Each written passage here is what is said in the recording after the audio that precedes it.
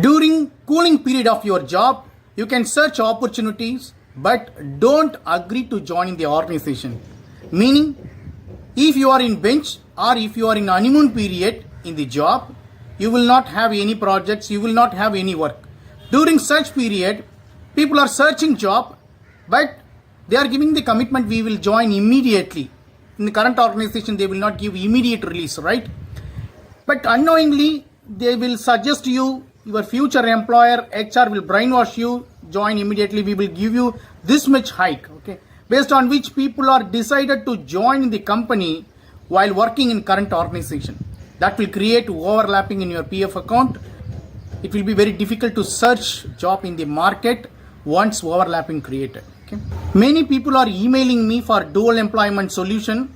There is a very worst case solution is available, alternative solution. If you want, you can do the payment and call me. Definitely I will suggest you the alternative solution. Okay. Thanks for watching this video. Have a wonderful day. Take care. Bye bye.